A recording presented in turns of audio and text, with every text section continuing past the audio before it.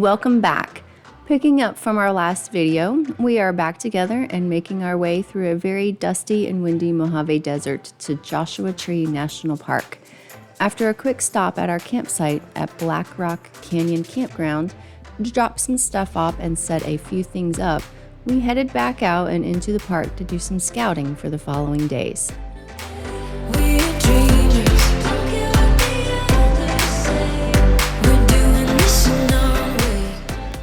In our typical meandering fashion, we targeted Keys View before heading back toward camp just before sunset for a good night's rest.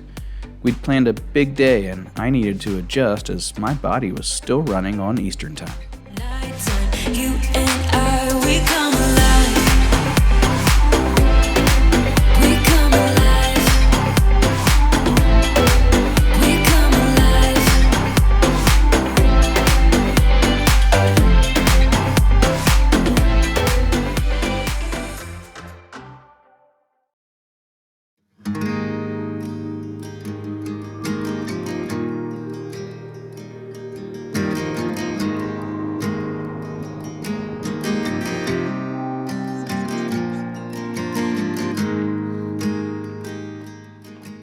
In our scouting efforts, we didn't find a great sunrise location for a photo, so we opted for a slightly later start with a hike at the Lost Horse Mine, one of about 300 mines that were developed in what is now Joshua Tree National Park.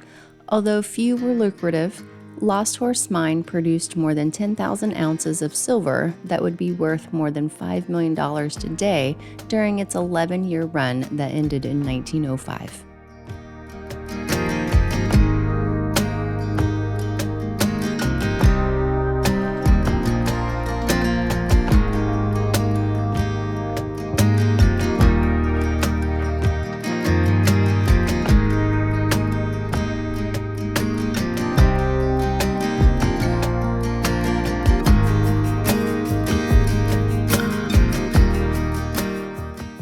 At slightly over the halfway point of our hike, we stumbled across the Optimus Mine bunkhouse. The stone chimney, broken bed frame, and other assorted things remain as an example of the much more typical struggles associated with mining. It's interesting to consider how just a mile away, Johnny Lang and his partners were making up to $3,000 a day on their mine at the Lost Horse, while places like the Optimist struggled to even get going.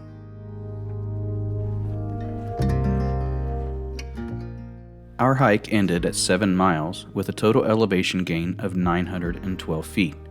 We were completely alone for much of the hike, but we did notice that the parking area was starting to pick up towards the end. Once done, we were ready to find a place for lunch, and Hidden Valley Picnic Area was a perfect stop.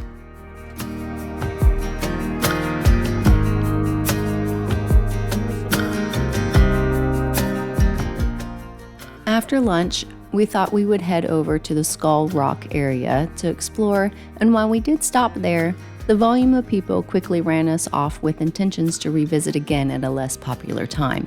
Split Rock seemed to be a less popular place, and we enjoyed exploring it with another short half-mile walk.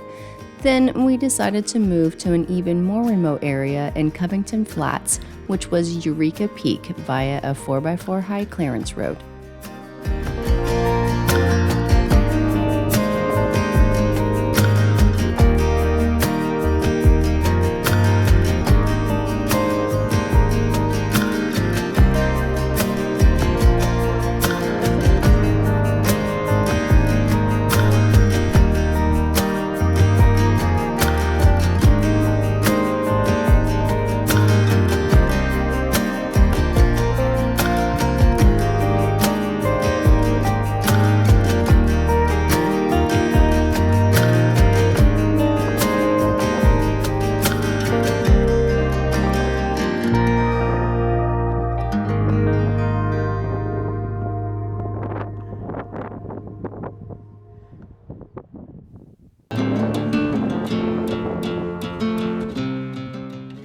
With sunset approaching, we headed back into the main park area and to the Arch Rock trailhead. I figured somewhere along this 1.3 mile loop, I'd find a decent place to set up for a Milky Way photo attempt. Originally, I'd hoped to find a composition that included the elephant head-looking arch rock, but couldn't find one that I felt was unique, so I opted for a different view of the area. One thing that became very evident as darkness intensified is, while Joshua Tree is an official dark site, it has lots of plane traffic, something we didn't experience in Big Bend, which is still the darkest sky we've ever gazed upon.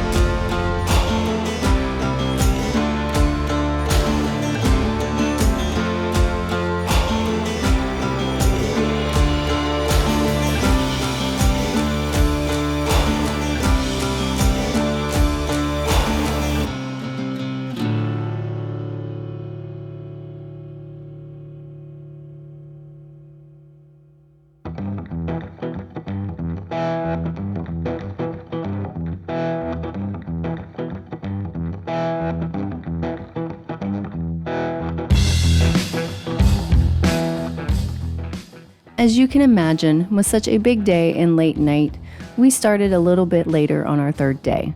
Our objective was to give a bit more attention to some of the things we'd passed by on other missions thus far.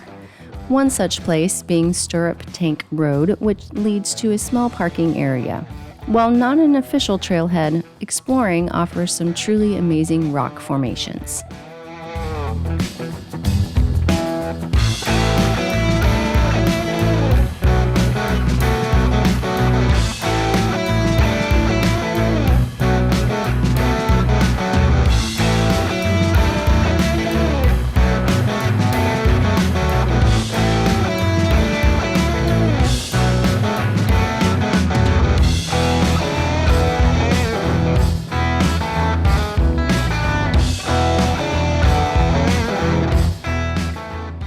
Next, we stopped at the Cholla Cactus Garden, Jay's favorite cactus, before heading farther into the Pinto Basin. Since it was still midday and we had plenty of time to kill, we decided to take on Black Eagle Road to hopefully check out a few mines. Unfortunately, after fighting some deep and very loose sand, the 8 of 10 mile mark ended up being our turnaround point as we approached a wash that pushed us beyond our comfort zone, considering our distance from the main road, lack of cell service, and solo adventurism.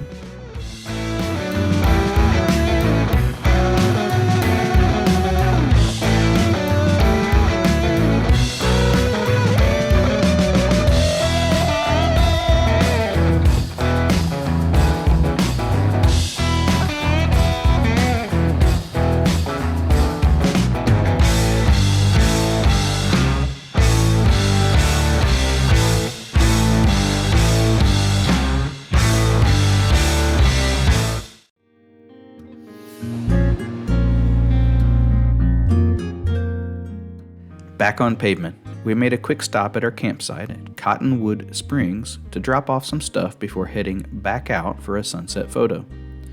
While I had plenty of time to find something, I started with an idea of what I was looking for, which always seems detrimental to progress.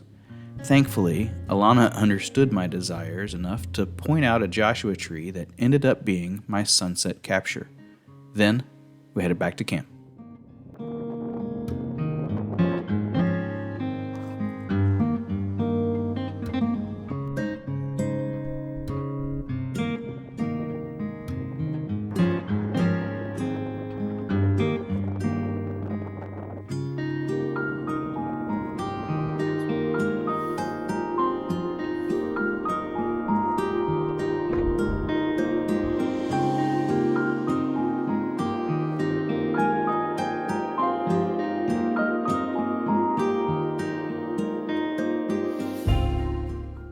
We decided to start our last day early with the Mastodon Peak Loop hike that began at our campground and just a few hundred feet from our site.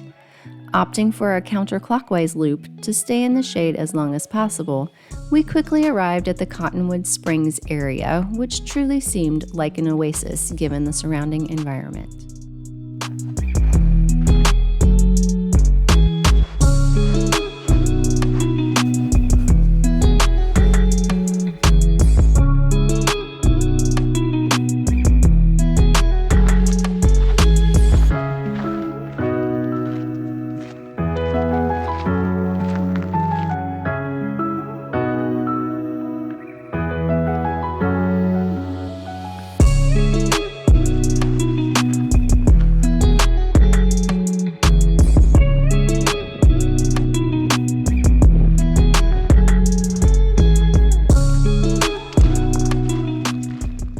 As we moved further along the trail, we also gained elevation.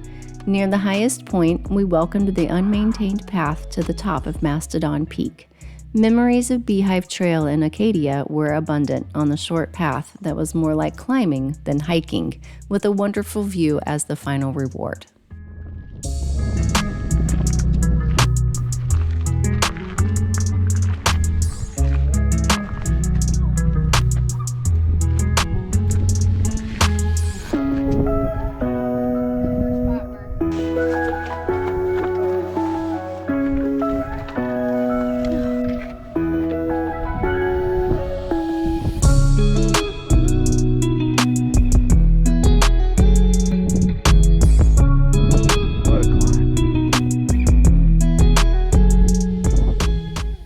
Once off the peak, the next point of interest was Mastodon Mine.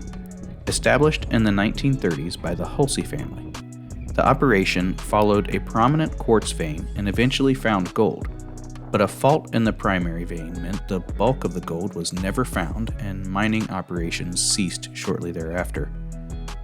Our totals for the hike were right at 3.8 miles with a total elevation gain of 490 feet.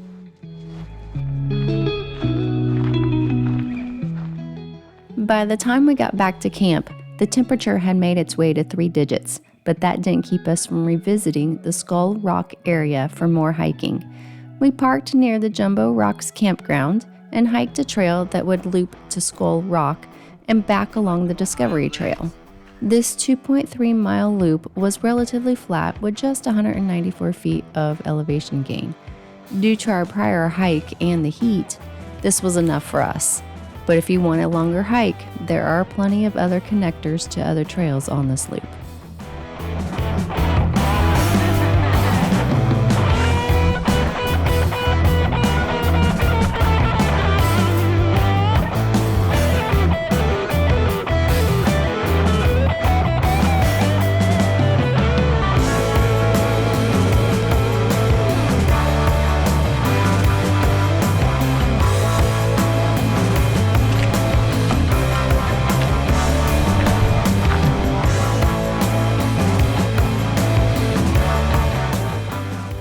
Looking for a little time off our feet, we decided to let Wilma do the work and checked out the geology tour road into Pleasant Valley.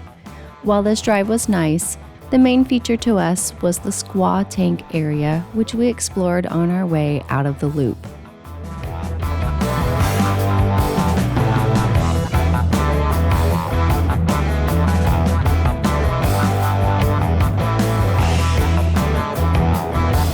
Spot, babe.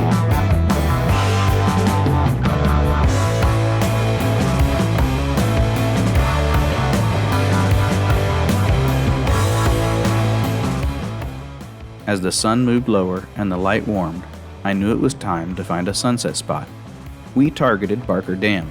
Admittedly, I'd planned to do a reflection shot, but when we arrived to a completely dry area, I had to look for something else. Of course, an old dead tree caught our eyes. After completing the flat 1.1 mile loop, we took another lap to go back for that tree, which became 3 compositions throughout the sky's fiery performance.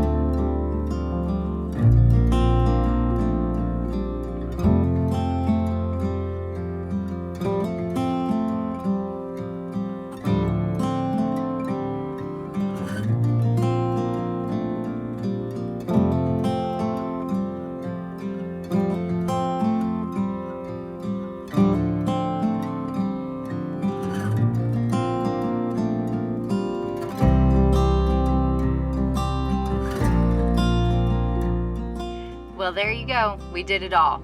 Well, I don't know all, but we did a lot. We do feel like the 2.5 to 3 days is sort of a sweet spot Yes. here. If you cut that down to 2, you're really going to have to hustle. You're going to miss some things. Yes. And if you give yourself 3 or 4, you might start to get a little bit bored. But we found with the hiking, the backcountry roads, and other things that we could do by having the 4-wheel drive truck, that the 3.5 days that we were here was really about perfect to feel like we did it. Yes. We can check it off the bucket list. We Yep. have now been and experienced Joshua Tree. Yes. But now, it's time to experience the next spot. Kings Canyon and Sequoia. That's right, that'll be next video. We will see you there. Thanks, bye-bye.